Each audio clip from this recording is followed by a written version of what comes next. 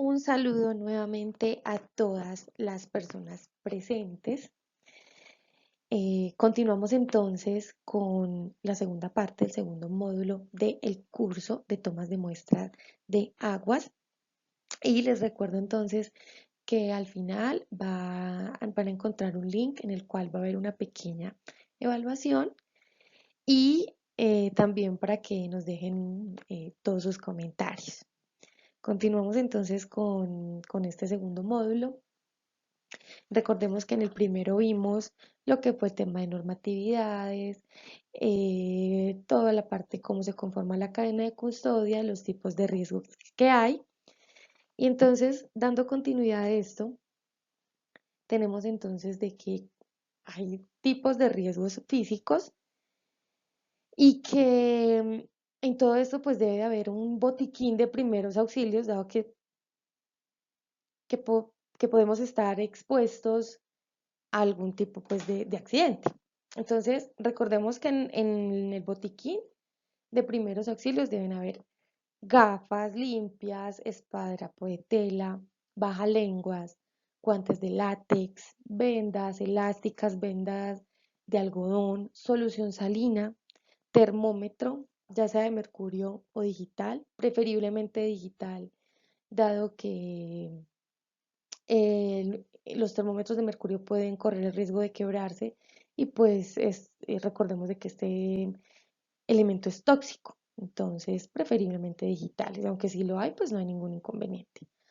Alcohol antiséptico, guantes de látex, tablillas para inmovilización y linternas con pilas que estén buenas y también con pilas de repuesto por si alguna novedad se presenta. Recordemos entonces que dentro de nuestro botiquín no puede haber algún tipo de medicamento, dado que la idea es no incentivar el tema de automedicación, dado que solamente los médicos pueden o los doctores pueden recetar. Y también tener en cuenta que es que algunos de los medicamentos de venta libre, como lo pueden ser el ácido acetilsalicílico, que está presente en la aspirina, o el paracetamol, que está presente en el acetaminofén, o los antiinflamatorios no esteroideos, como lo puede ser el ibuprofeno, naproxeno, que son de venta libre. Varios de ellos pueden tener contraindicaciones en caso de alguna enfermedad previa, ya sea antecedente de alergias a este medicamento o otro tipo pues de enfermedades que pueden causar efectos secundarios y que pueden empeorar incluso el suministro de medicamentos con otros cuando puedan, pues cuando sea necesario suministrarlos. Entonces, por eso no es recomendable tener medicamentos dentro del botiquín.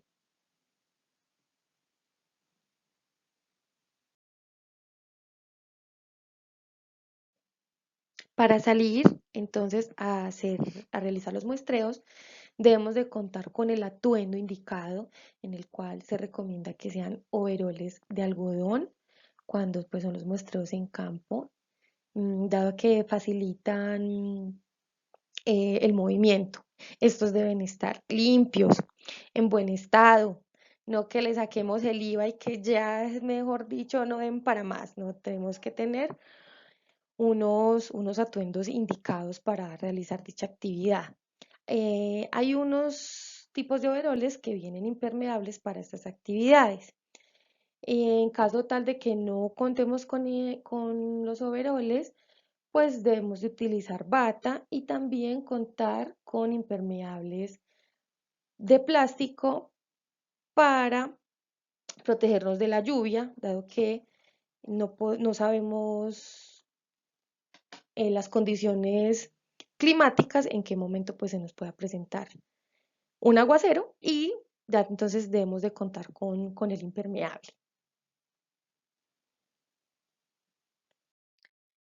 El uso del casco, que este debe ser obligatorio. Recordemos de que este es para proteger la cabeza de todos los riesgos que puedan haber, desde los mecánicos, naturaleza térmica o eléctrica. La mayoría de estos cascos están hechos de polietileno de alta densidad, entonces, que son indicados para las diferentes actividades. Y aunque no veamos a veces como tan óptimo el uso del casco, que no sea necesario. O sea, el mundo de lo imaginable es el mundo de lo posible y cualquier cosa de verdad puede pasar. Entonces, en una situación, en un muestreo,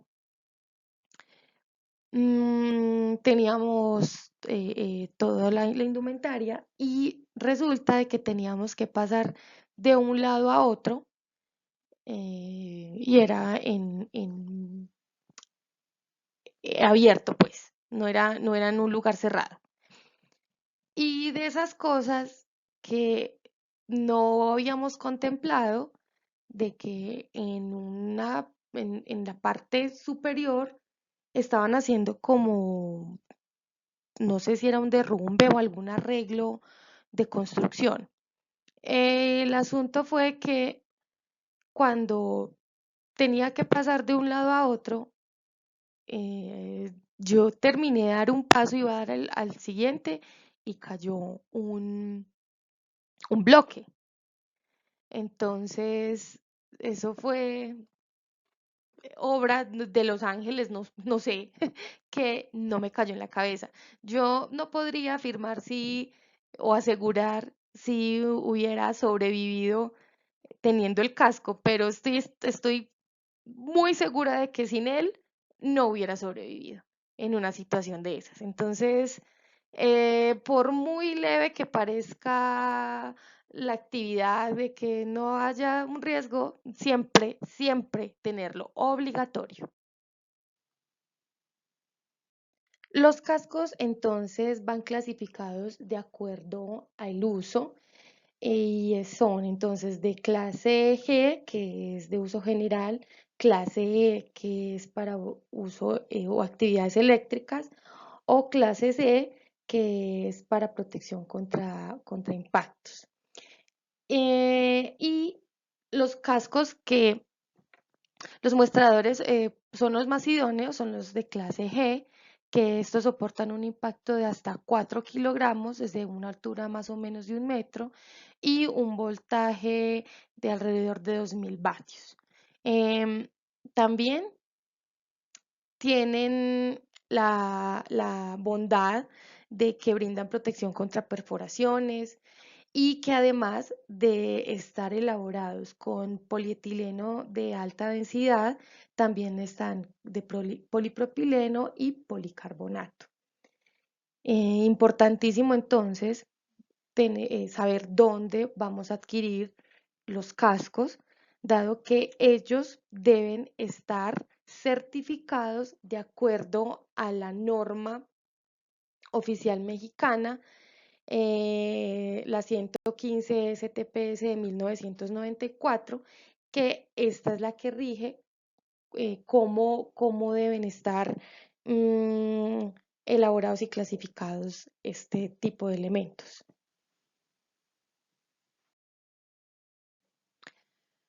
Como podemos estar expuestos a diferentes sustancias irritantes, corrosivas, tóxicas, biológico-infecciosas, que pueden ser líquidos o sólidos, entonces debemos de tener la protección ocular. Y para esto entonces están los lentes de seguridad que para los muestradores como mínimo deben de contar con protectores laterales. Cuando salimos a campo y, y a veces los muestreos son en aguas superficiales, es muy recomendable tener lentes que tengan ajuste en la parte trasera para que no se nos vayan a caer. Entonces, por ese lado es indispensable. Y como una recomendación, cuando ya terminamos todas las actividades, que los lentes, digamos que sean lo último en quitarnos una vez ya hayamos guardado todos los equipos con sus debidas sustancias. Porque en un caso particular, una de las auxiliares en las que estaba con nosotros realizando el muestreo, por situaciones adversas le tocó irse. Y de esas cosas que estaba organizando ya todos las cosas que estaba manipulando y se retiró los lentes y cuando estaba manipulando una de las sustancias químicas para calibrar uno de los equipos, no sabemos cómo diablos una microgota se le fue al ojo. Entonces, como recomendación, sugerencia, retirarse los lentes cuando ya todas las sustancias químicas se estén guardadas, todos los elementos que hayamos utilizado estén guardados porque pueden suceder cosas como esta. Y no estoy haciendo publicidad aquí, política pagada ni nada por el estilo, pero los lentes de 3M para protección ocular son muy buenos. Hay una diferente gama de, de lentes para trabajo, tanto en laboratorio como para muestreo. Y la verdad, pues los que yo tuve me fue muy, muy bien con ellos. Entonces, por si no saben o qué tipo de lentes tener o conseguir, esta es una muy buena alternativa. Bueno, en esta parte, recordemos que cuando respiramos, intercambiamos con todo el aire gases y vapores. Uno de ellos principalmente es el oxígeno y el dióxido de carbono. Además de muchos otros que constituyen la atmósfera. Y a veces en estos puede haber agentes que son nocivos para la salud. Y en muchos de los casos, estos agentes no los logramos percibir aun cuando están en concentraciones que pueden afectar nuestra salud. Por ejemplo, el monóxido de carbono, que no lo olemos, o por el contrario, el amoníaco, que este desprende un olor muy fuerte y que aún en cantidades por muy debajo de las concentraciones máximas permitidas, algunos contaminantes pueden actuar de manera rápida. Otros pueden demorar años para enfermarnos después de haberlos respirado o cuando estamos expuestos constantemente a ellos. Entonces, por eso es tener presente que todos estos agentes en los que nosotros podemos estar inmersos, debemos reducirlos lo más que se pueda, a las concentraciones más bajas. Entonces, para esto, pues debemos de tener elementos de protección respiratoria y más aún cuando ya tenemos algún tipo de, de afección ya diagnosticada, como en mi caso, por ejemplo, que soy asmática, entonces debo tener en cuenta qué elemento de protección respiratoria debo de utilizar. Entonces, primero porque hay diferentes riesgos, que es el déficit o ausencia total del oxígeno, que puede causar desmayos o entre otras cosas, y que pues, como lo había dicho, que todos estos aerosoles y todas estas cosas pueden ser perjudiciales y pueden incluso llegar a provocar problemas ya desde una infección.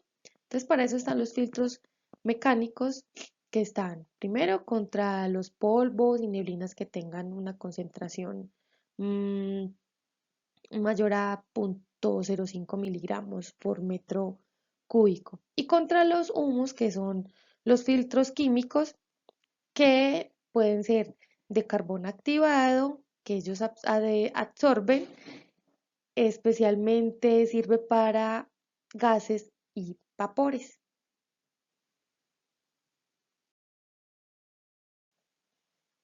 Durante el proceso de actividades que estemos realizando, que es desde la toma y preservación de las muestras y aún más cuando es análisis de las mismas, debemos utilizar guantes, ya sea de látex, de nitrilo, de neopreno, de algún tipo de hule.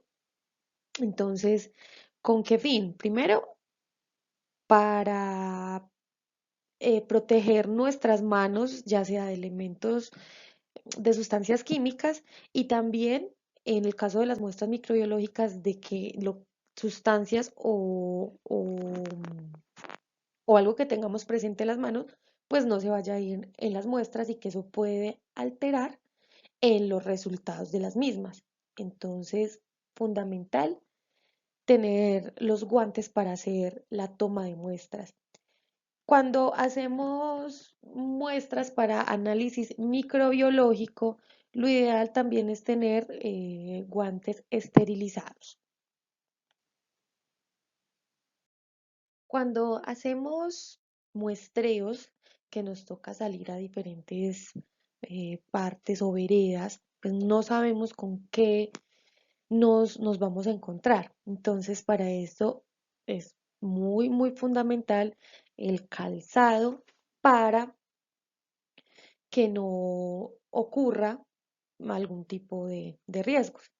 Entonces, puede ser que nos toque en áreas mm, con lodo donde nos podamos resbalar o en otros lugares que tengan pisos resbalosos o que hayan objetos cortopunzantes o que haya riesgo de caídas de objetos. En fin, no sabemos qué circunstancia nos pueda tocar, entonces para eso debemos ir preparados. Y además tener en cuenta de que el calzado que llevemos tenga agarre y que en el caso tal de ser necesario, cuando tengamos que muestrear y que la profundidad del agua lo exija, entonces ya debemos utilizar botas altas para evitar, pues primero, el mojarnos y también en las corrientes vienen palos, no sabemos qué haya, entonces también para protegernos pues toda la parte de las piernas. Una historia también que me pasó que debíamos de ir a muestrear a una bocatoma. Entonces nos llevaba una parte en carro y había que caminar. Y el día anterior pues había llovido, entonces el pasto, o sea, la parte donde iba estaba muy resbaloso y los zapatos con los que yo iba no eran los indicados para eso. Y efectivamente, ya cuando teníamos que devolvernos, con las muestras y todo, me resbalé.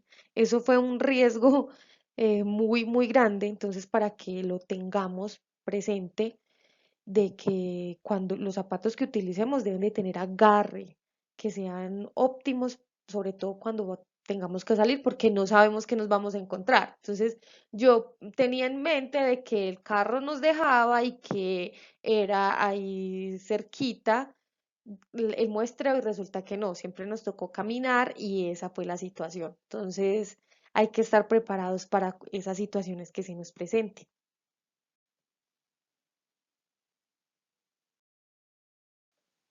Cuando sea necesario utilizar el arnés de seguridad, debemos de tener en cuenta de que este debe ser con soporte glúteo, cinturón y con tirantes, anillos metálicos para el enganche y y poder permitir los movimientos ascendentes y descendentes. Los arneses deben estar fabricados con materiales resistentes.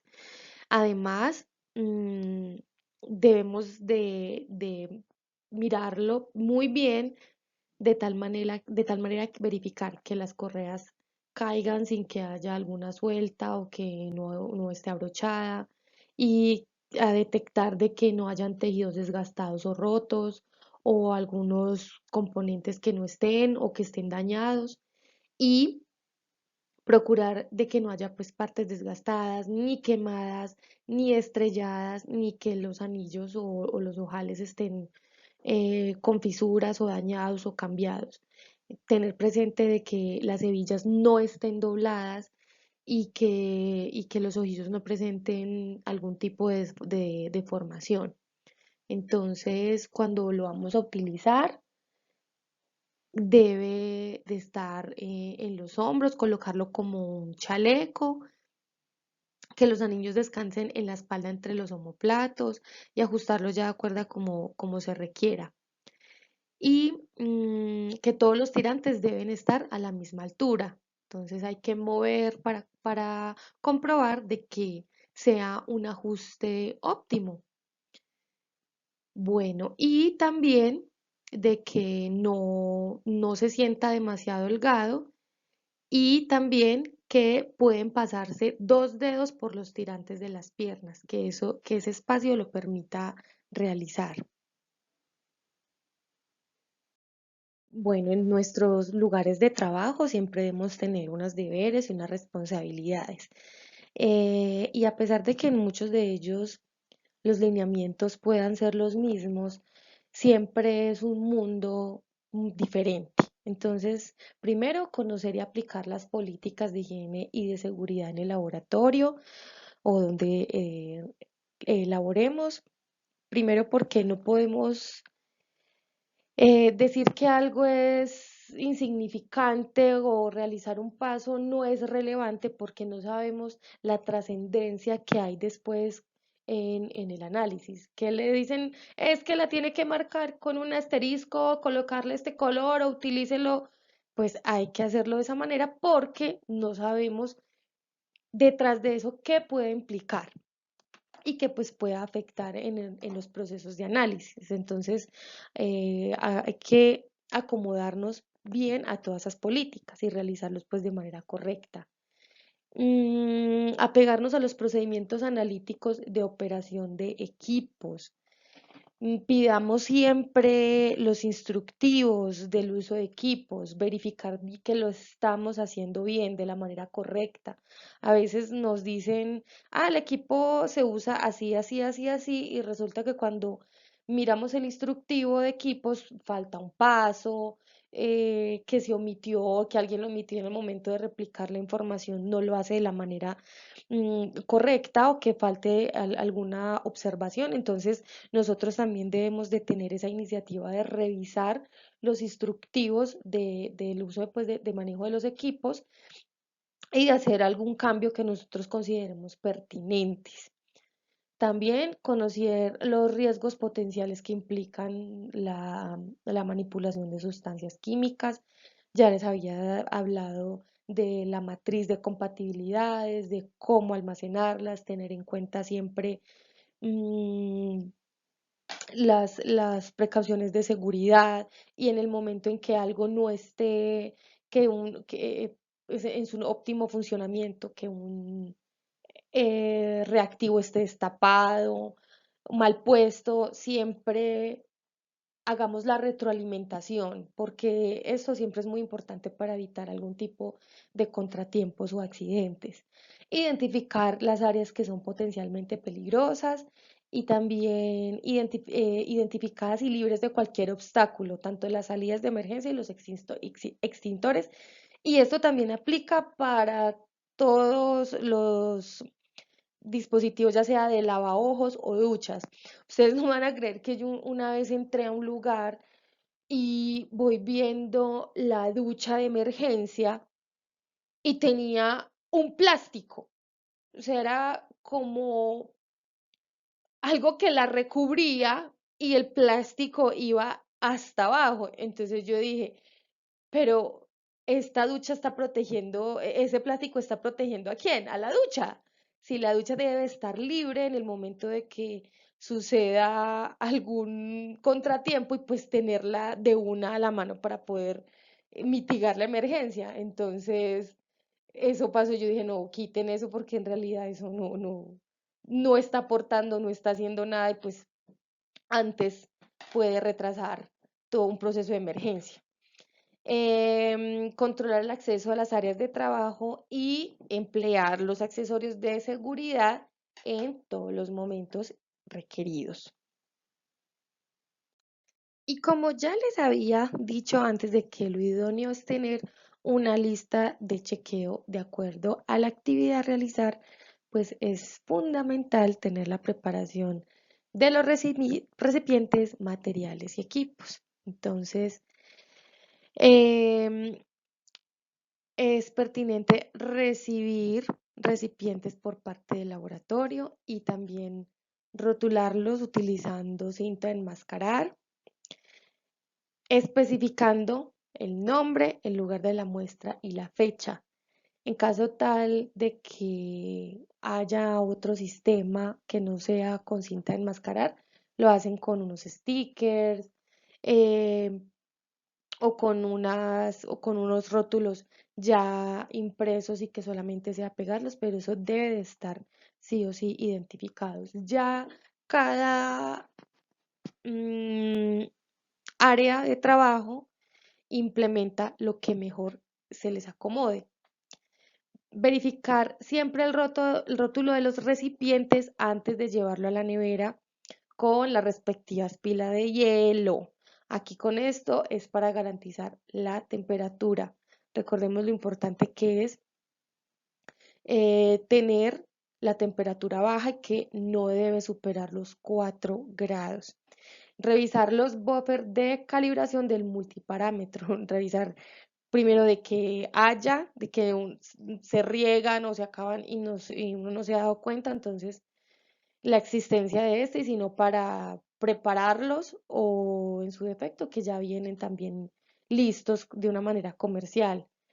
Porque recordemos de que si están mal tapados y entran en contacto con el aire, pues este puede absorber dióxido de carbono y CO2 y la solución puede volverse más ácida, pues a pesar de que son soluciones amortiguadoras, pues que son muy estables, eso también puede llegar a pasar. Entonces, y si una solución se guarda en un recipiente de vidrio y algún tipo de impureza alcalina que puedan desprender, entre comillas, del vidrio, pueden también alterar el pH de este. Entonces, eso está dentro de la preparación de los equipos. Chequear el buen estado de los equipos, del multiparámetro y que este esté calibrado, calibrarlo el día antes y el mismo día antes de salir a realizar el muestreo, verificar de que el cable esté en óptimas condiciones, de que estén los accesorios completos, que la cantidad de reactivo sea la óptima, de que el lente óptico de los electrodos estén en perfectas condiciones, que estén limpios y que estén pues dando los valores reales. Y también todos los reactivos que se necesiten para las muestras para realizar algún tipo de fijación. En el caso, por ejemplo, de la toma de muestras microbiológicas en el que se adiciona tiosulfato, entonces, mm, como recomendación y que yo siempre lo hacía, era llevar uno o dos frascos más con el tiosulfato porque pues estos deben estar previamente esterilizados. Entonces, para evitar algún contratiempo o cualquier circunstancia que pueda pasar, es mejor llevar uno o dos frascos de más.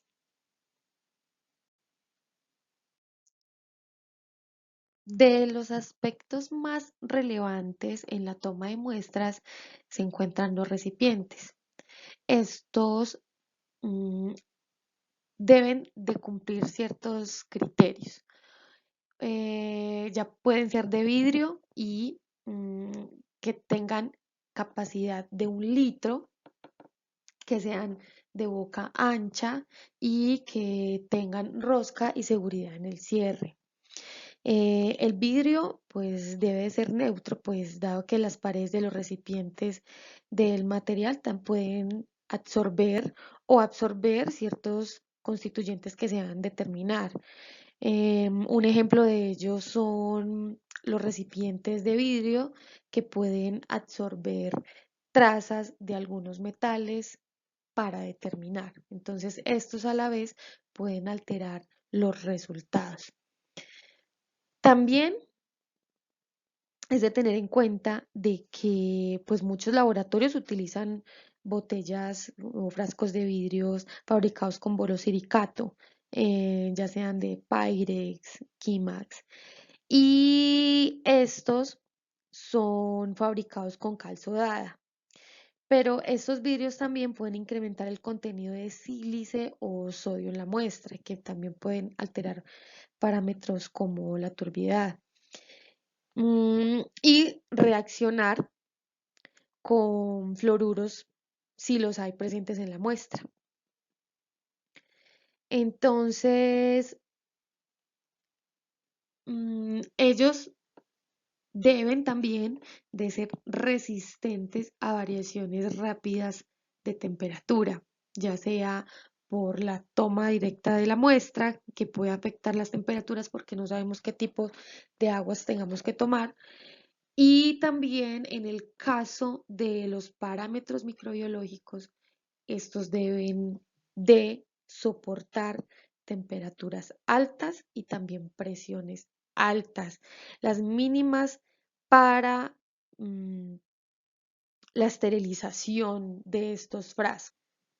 Y esta puede ser húmeda y debe de resistir una temperatura de 121 grados o una esterilización seca que debe resistir temperaturas de 160 grados. En cuanto a los recipientes de plástico, estos deben de ser de polietileno, policarbonato o teflón si se requiere. Y este uso de botellas es muy indicado para la toma de muestras a las que se le va a determinar algún tipo de sustancias inorgánicas en donde estos analitos sean menores a los constituyentes del vidrio.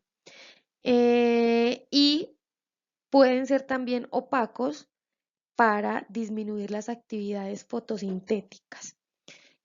También aplica para los frascos de vidrio que si lo deseamos o lo necesitamos, pues también utilizamos frascos de color marrón o ámbar que tienen también esta misma actividad, que sean eh, que los componentes de la muestra sean sensibles a la luz. Entonces, esto también nos ayuda a contrarrestar. Los recipientes también pueden ser desechables para prevenir contaminaciones, pero esto pues no es algo que sea obligatorio, eso ya lo define cada laboratorio. Y también deben evitarse el uso de recipientes con altas concentraciones de contaminantes provenientes de muestras anteriores. Y así pues se hayan lavado, limpiado. Muy importante que los frascos deben de ser de boca ancha. En el caso también cuando se presentan las muestras con sólidos o semisólidos. Entonces, y pues de tener siempre recipientes extra por lo que pueda suceder. En el caso de las muestras microbiológicas, estos deben de tener una capacidad como mínimo de 300 mililitros, de tal manera que se puedan tomar muestras de 250 mililitros para poder dejar el espacio del vacío que pueda favorecer la supervivencia de los microorganismos que son aerobios. De los materiales, dentro de los materiales que debemos tener presentes en el momento de alistamiento, entonces están el cronómetro para medir todos los tiempos de drenaje de los puntos de muestreo para ya mirar pues el tipo de variable. implementos de seguridad de los que ya habíamos mencionado, papeles del vehículo en el cual nos movilicemos, de tal manera que esto no nos pueda hacer retrasos en la toma de muestra, neveras, ya sean eh, estas que son plásticas o de porón o icopor, y todos los recipientes necesarios, y llevar de más pilas, linternas, plantillas de datos o agendas extra, mapa y el plan de muestreo, la ruta de dónde es, números también de emergencia, eh, pues a quienes pues se puedan contactar en caso tal de alguna novedad, termómetros para la toma de temperatura de agua y ambiente, en los equipos para determinar pH, cloro, color aparente, turbiedad y conductividad específica, todos los reactivos para las determinaciones colorimétricas también, y empaquen siempre frascos lavadores, pipetas, portapipetas, mm, agua, de tener todo eso porque no se sabe qué pueda pasar. Entonces, tenerlo siempre a la mano. Y se debe tener también el manual de operación y calibración de los equipos cuando vamos a hacer la calibración.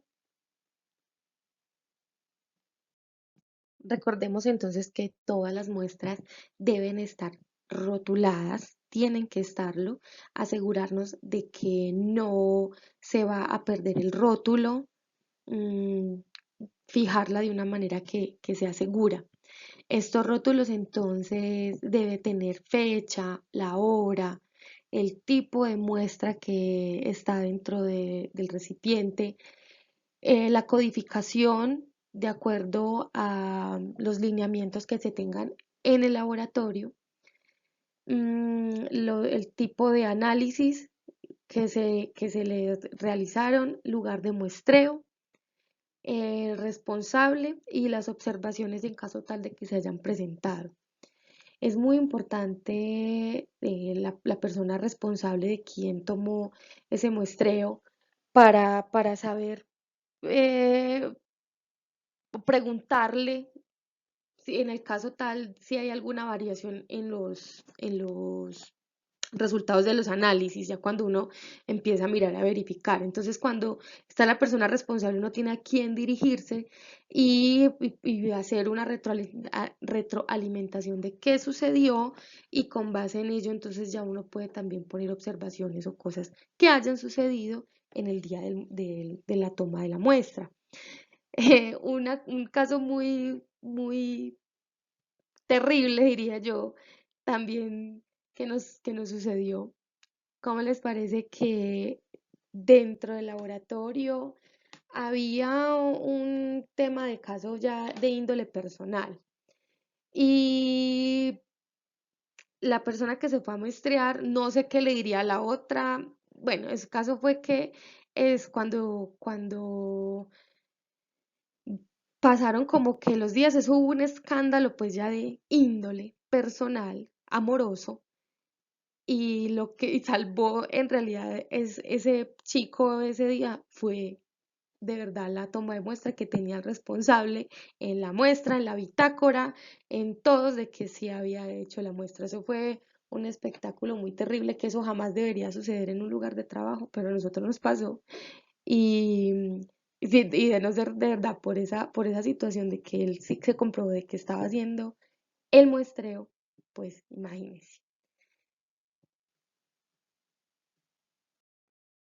Bueno, entonces en cuanto al volumen de la muestra a tomar, es importante tener en cuenta es de que se toma dependiendo del número y el tipo de análisis que se van a realizar.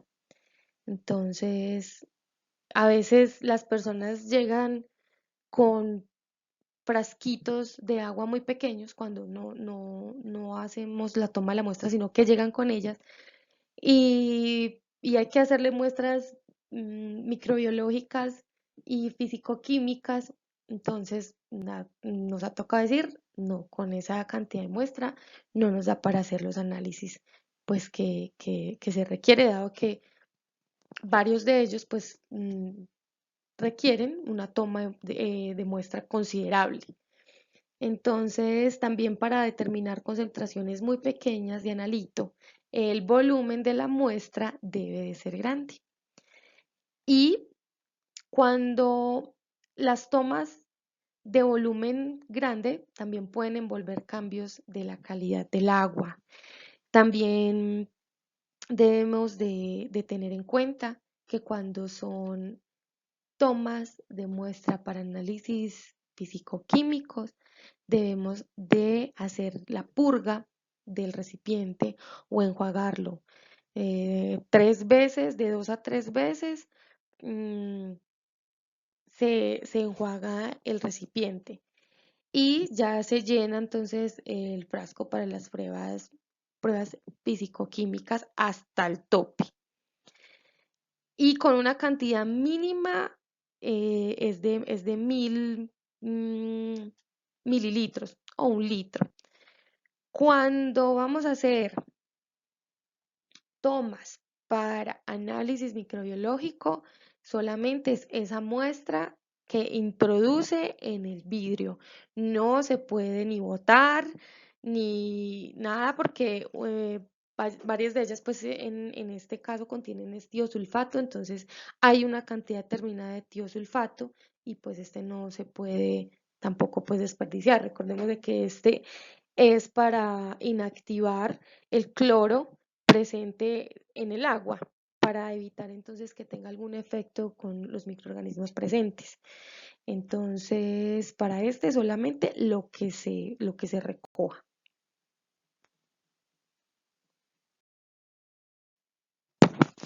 Esta tablita entonces nos hace la relación del volumen de muestra mínimo que se requiere para hacer la determinación de estos parámetros de acuerdo a una técnica.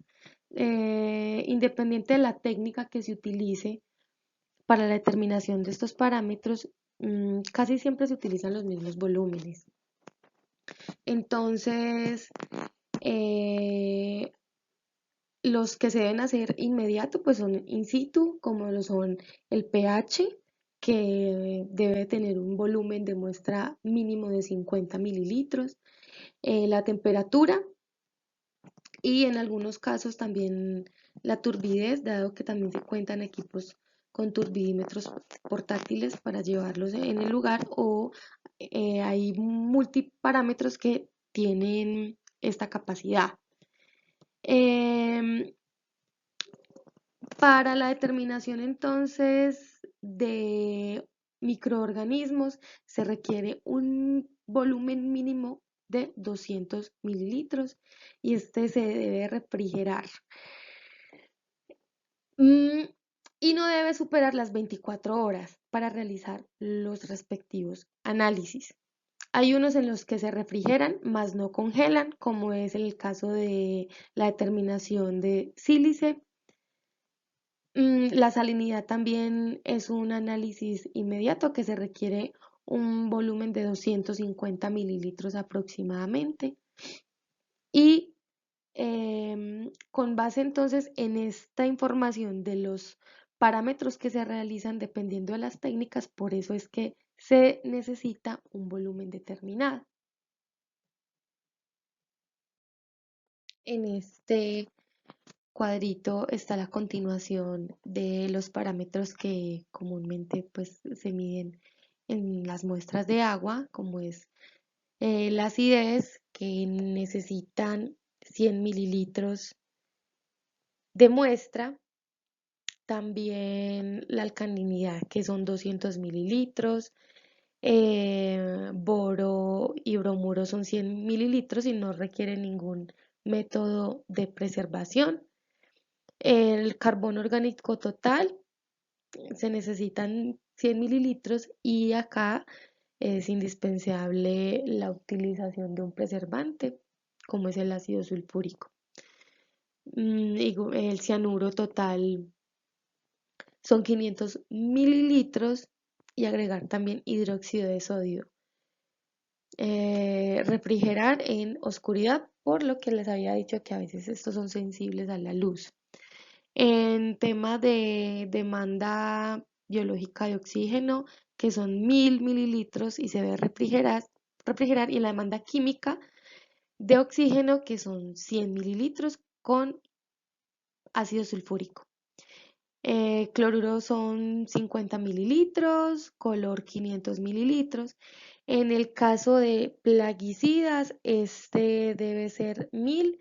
Y acá también tener en cuenta de que cuando vamos a hacer el muestreo para determinar tipos de plaguicidas, la toma de muestra debe de ser preferiblemente en recipientes de vidrio con tampón esmerilado. No es aconsejable el uso de recipientes plásticos porque pueden absorber cantidades muy importantes de plaguicidas, además de contaminar muestras con trazas de compuestos orgánicos. Entonces, por eso no se recomiendan realizarlos en recipientes plásticos.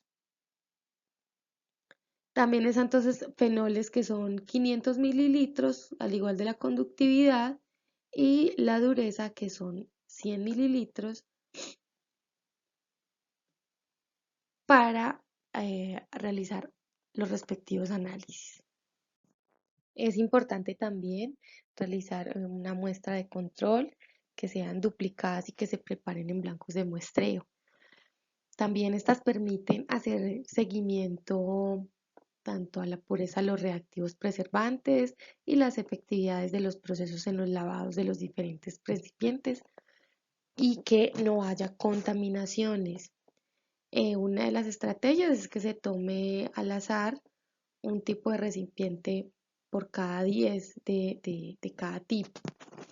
Y en el duplicado de las muestras se dividen dos o más submuestras idénticas que se almacenan en recipientes diferentes en el momento de tomar la muestra.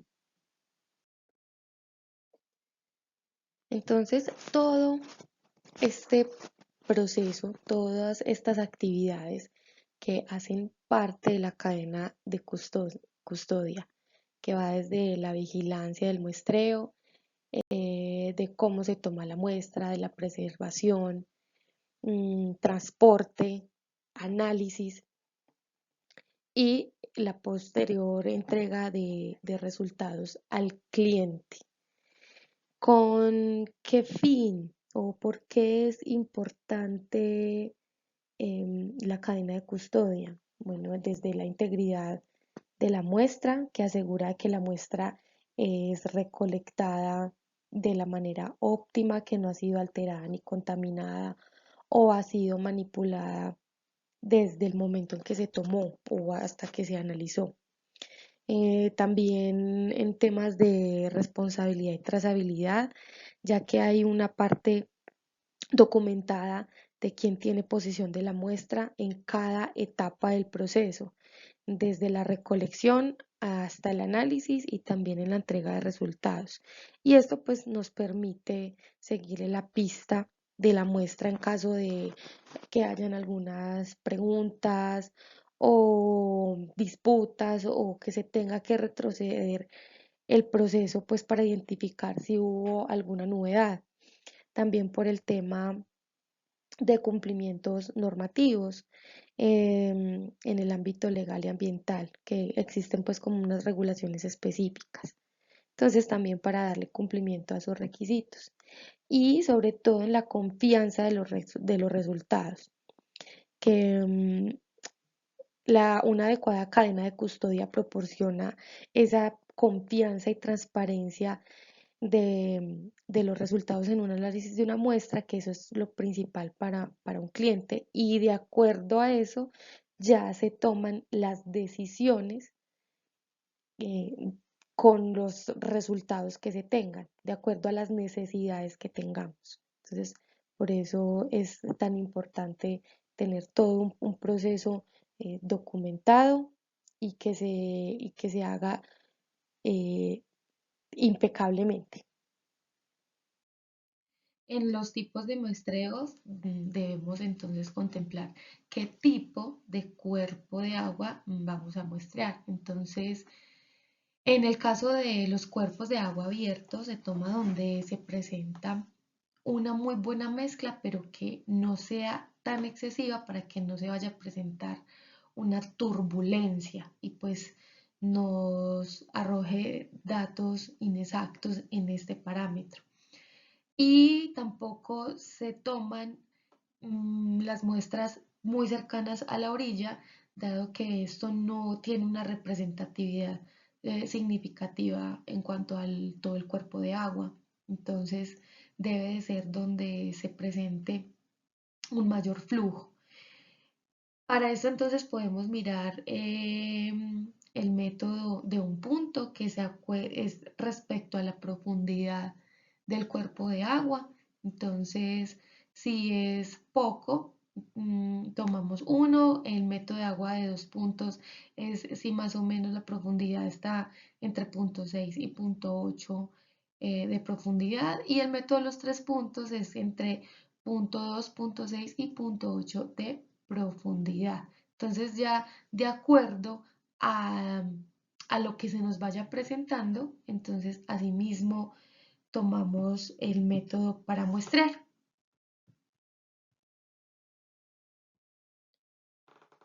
Para la toma de muestra de agua potable, se toma en la mitad y en la salida del proceso de potabilización. Y además que se establezcan los puntos que sean pertinentes en la red de distribución. Para este entonces se abre la llave, se deja esperar nada más o menos unos 10 segundos que salga el agua y posterior entonces ahí sí tomamos la muestra de agua en cada uno de los puntos. En este caso, para el tema de análisis microbiológico, se debe desinfectar la salida de agua del grifo con alcohol o de preferencia si no es plástico, flamear. Limpiar muy bien con algodoncitos, con gasa, con lo que se tenga, hacer la aspersión con alcohol y flamear en lo posible para entonces así realizar la toma de muestra microbiológica con su respectivo mechero. Y respecto a las aguas crudas, que son aquellas que no han recibido ningún tipo de tratamiento, que es a entrar a tratamiento de potabilización, entonces esta se realiza en la boca toma de la captación para la planta y lo que se realiza es que se sujeta el frasco en posición invertida y se sumerge completamente, de tal manera que quede contra la corriente. Se sujeta muy bien el frasco. Para las muestras microbiológicas de preferencia, pues de acuerdo al caudal que se tenga, se pueden destapar sumergidos. Ya si no, entonces en lo más cercano al agua para evitar algún tipo de contaminación desde el aire. Y entonces ya para el tema de análisis físico-químicos, ya se hace la respectiva purga y se tiene el mismo procedimiento en dirección de contracorriente, con la tapa pues abierta lógicamente. Y en los tipos de muestreos hay unos parámetros que se deben de tomar en el lugar, in situ, por varias razones importantes. Primero, porque nos permite hacer un rastreo en tiempo real de todos estos parámetros y asimismo poder ver los cambios de la calidad del agua en tiempo real. Y que así podemos detectar rápidamente cualquier problema o alguna anomalía que se presente y asimismo tomar las medidas correctivas pertinentes. También para monitorear la calidad del agua, dado que esto nos puede proporcionar una información muy valiosa sobre la presencia de contaminantes y también de cómo puede ser la salud del ecosistema acuático y qué tan idóneo puede ser para los diversos usos en lo que lo necesitemos, ya sea para consumo humano, actividades recreativas, en agricultura o en otros. Entonces, de los más principales tenemos la temperatura y ya que esta tiene una afectación de la forma química del agua y asimismo de las funciones de los organismos acuáticos. También influye en la cantidad de oxígeno que se puede disolver en el agua y entonces se ve reflejado en la velocidad de la fotosíntesis de los microorganismos acuáticos. Bueno, también tenemos el pH, que es el potencial de hidrogeniones, y entonces con esto nos vamos a determinar qué tan alcalina o qué tan ácida está nuestro cuerpo de agua. Y asimismo entonces tomar las medidas pertinentes. En el tema del color, este es uno de los parámetros organolépticos que podemos detectar y que entonces aquí nos dice o es parte de la calidad del agua si es uno de, de los parámetros que pueden influir o que sí pueden estar ligados a un tema de turbidez. El color también puede estar disociado, diferenciado entre el que es el color verdadero, que en este las sustancias están disueltas en el agua, y el color aparente. Entonces, en el color verdadero es el que depende solamente del agua y las sustancias disueltas en ella, mientras que el color aparente incluye también las partículas en suspensión y estas son las que son responsables de la turbidez del agua. Entonces, en el parámetro de turbidez, este es muy importante dado que un agua turbia, de una vez nosotros desconfiamos de ella. Entonces eso va afectando la calidad del agua. Y eso tiene un impacto negativo para el consumidor, dado que al haber mayor turbidez, pues hay una mayor probabilidad de contaminación microbiológica o por algún otro tipo de compuestos. Entonces, por eso también es importante tomarla. En el parámetro de conductividad, este nos indica que es la propiedad que tienen las soluciones acuosas para conducir corriente eléctrica. Entonces, esta depende de la presencia de iones, la concentración, movilidad, temperatura y cómo es el recurso pues en movimiento. Y en general las soluciones de la mayor parte de los compuestos inorgánicos son buenas conductoras. Entonces, las moléculas orgánicas, al no poder disociarse con el agua, conducen la corriente en muy baja escala. Entonces, este parámetro se emplea para determinar el contenido también de sales disueltas en ella y em, cómo, cómo puede ser la concentración de sólidos disueltos totales.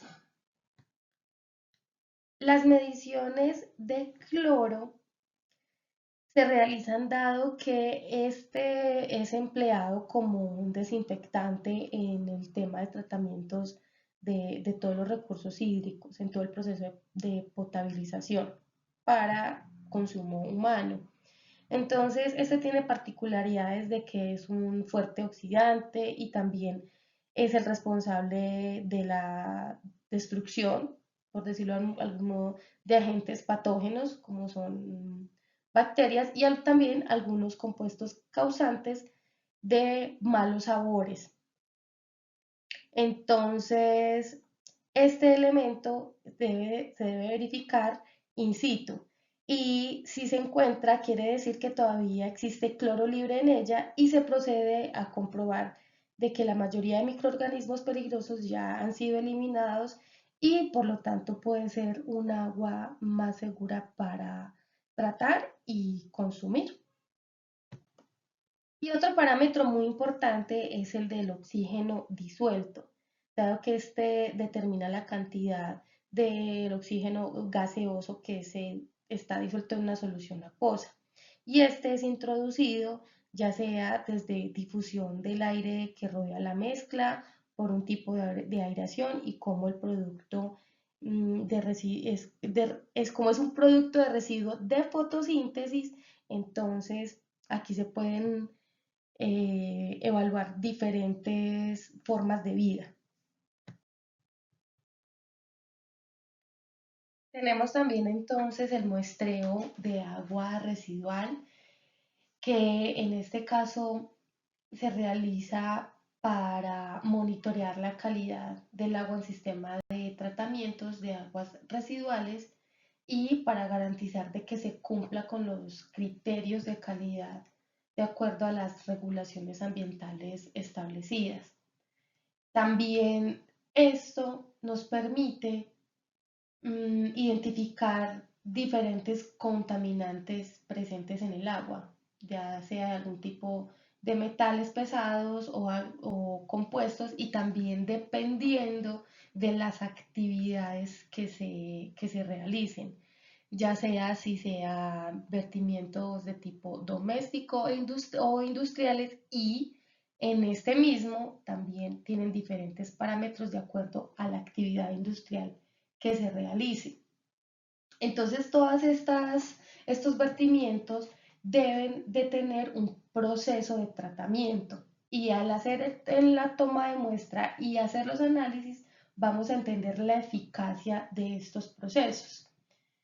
Y asimismo, entonces, se puede hacer algún tipo de investigaciones para comprender mejor todos los efectos de la contaminación en los diferentes ecosistemas acuáticos y debido a esto se han desarrollado y se desarrollan nuevas tecnologías para el tratamiento y el control de la contaminación. Entonces, para las diferentes actividades se miran parámetros, ya sea en el sector agrícola, como lo son el cobre, hierro, mercurio, plomo, níquel. En el sector lechero, que son los cloruros, color, turbiedad y carbono orgánico total. En el sector cárnico, coliformes totales, amoníaco, turbidez, color. Y en el sector de productos químicos inorgánicos, ya sean álcalis y cloruro, acidez, alcalinidad, cloruro, sulfatos, fenoles, silicatos, mercurio, cromo, plomo, entre ellos. Entonces, dependiendo de las actividades industriales que se hagan, ellos deben de cumplir con ciertos parámetros para posteriormente que el agua cumpla con el ciclo natural.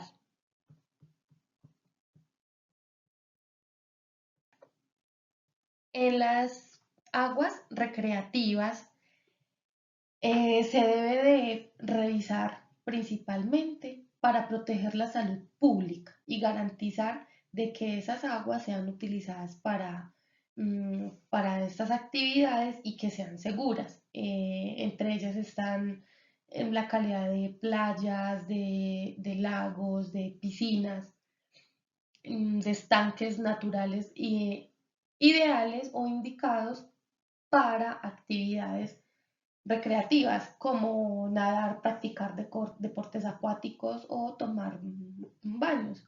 Entonces, es para que cumplan con esos estándares, de tal manera que el agua esté en los límites de acuerdo a los microorganismos presentes, los que son permitidos de acuerdo a la norma, y también pues que se prevengan enfermedades, que no hayan algún tipo de contaminantes, pues dado que en el caso de las piscinas que son aguas que están estancadas, entonces ellas tienen que recibir un tratamiento para que sean óptimas para que las personas, los bañistas, puedan disfrutar de esto. Entonces, para ese tipo de muestras se deben de hacer tanto físico-químicos y que deben de ser utilizar frascos plásticos lavados con jabones alcalinos y que sean limpios, y los microbiológicos en frascos de vidrio que estén previamente esterilizados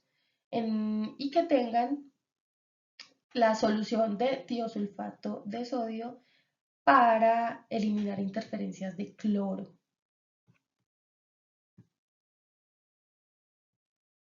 Entonces, cuando hacemos una toma de muestra de aguas recreativas en piscinas, generalmente lo hacemos cerca o en las boquillas de retorno, dado que se hacen para evaluar la calidad del agua tratada que se devuelve a la piscina después de pasar por todo el sistema de filtración y tratamiento. También se puede hacer desde la superficie de la piscina, de acuerdo a lo que se encuentre o si hay algún tipo de problema, ya sea desde el mismo sistema de filtración para verificar de que el sistema filtrado sí esté funcionando óptimamente. También para ver si se están dando la distribución de los productos químicos de manera adecuada, entonces se puede hacer una profundidad intermedia, o si hay también algún tipo de zona identificada con algún problema, por decirlo así, entonces se hace el muestreo en las zonas, en esos puntos específicos donde se vea alguna alteración del agua. Entonces, y ya todas estas muestras es de tener mucha precaución para no que después se vaya a ocurrir algún tipo de accidente, y ellas, una vez obtenidas, deben de ser guardadas en refrigeración con las pilas de hielo hasta llegar al laboratorio.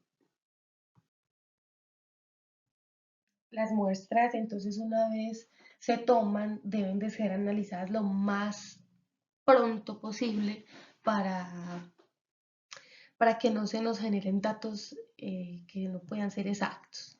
Pero también recordemos de que debe haber un sistema de conservación y también de contramuestras para tenerla en caso tal de que se tenga que volver a analizar. Hay unos parámetros de que se pueden verificar y otros que no, dependiendo pues de lo que se presente. Entonces, por ejemplo, lo que es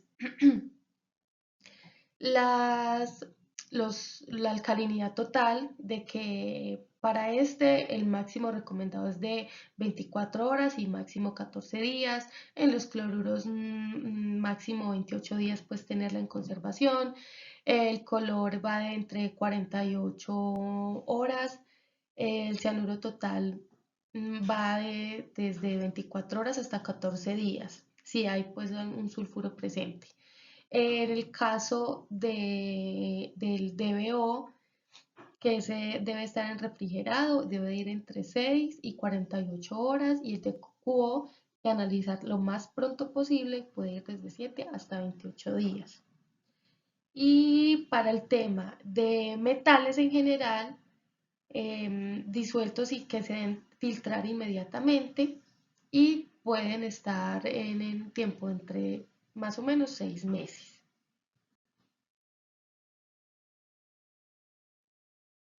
Así como en el caso del pH, que se debe analizar inmediatamente. Para el fósforo disuelto también se debe filtrar y analizar pues inmediatamente.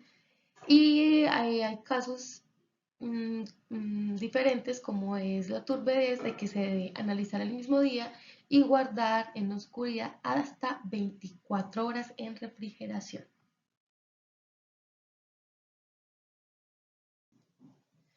Para el transporte de las muestras, entonces, se deben de seguir unas recomendaciones para la remisión al laboratorio. Entonces, cuando se entreguen las muestras, se deben de realizar con la respectiva acta en muchos casos o, mm, se puede presentar de que no estén las personas para recibirlo, entonces pues de alguna manera se debe de contactar, pero que les reciban las muestras para que puedan hacerle el, el debido ingreso, sea cual sea la hora, porque para mí estos son pues como muy delicados, entonces si no se hace el ingreso a la hora pues de que llegaron, se pueden presentar como a ciertos inconvenientes, entonces es preferible a la hora que sea que lleguen hacer el respectivo ingreso. Empacar los frascos en neveras portátiles refrigeradas con bolsas con hielo para evitar rupturas. Y de ser posible también tener, esos son como unas espumitas protectoras, nomás de chéveres, que hay para el caso de cuando son recipientes con vidrio, eso las protege. Nosotros también las utilizábamos y fue muy práctico para el tema de cuando les conté la historia de que me resbalé con las muestras, nosotros teníamos como unas almohadillitas, eran muy chéveres que ayudan como a que sea un colchoncito y eso las protege. Se recomienda entonces que sea a 4 grados o menos, protección contra la luz y si hay sospecha de que el agua esté contaminada con microorganismos patógenos. Eh, las muestras que son de un mismo sitio de muestreo deben ir almacenadas en la misma nevera portátil para evitar algún tipo de confusión. Y también cuando las muestras, después de que lleguen al laboratorio, y se debe de iniciar de inmediato el análisis o pues máximo a las 2 horas siguientes de su llegada.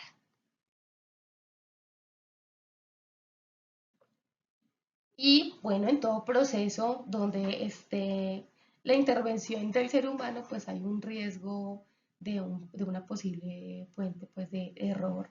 Entonces, en el caso del tema de muestreo y submuestreo, una de las posibles fuentes de error es que haya una heterogeneidad de la muestra, un cambio temporal o espacial de los contaminantes, muestras puntuales.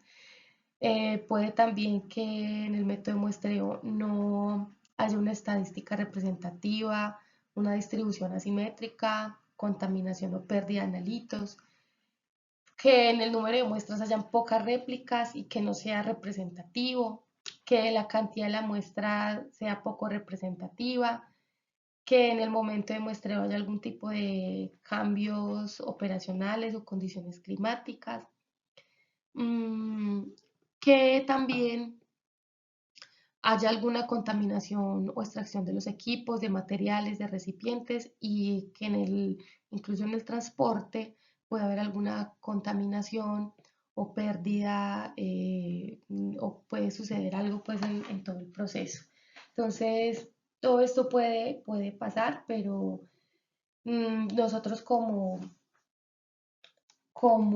empleados, como trabajadores, siempre debemos de dar lo mejor, ser y parecer,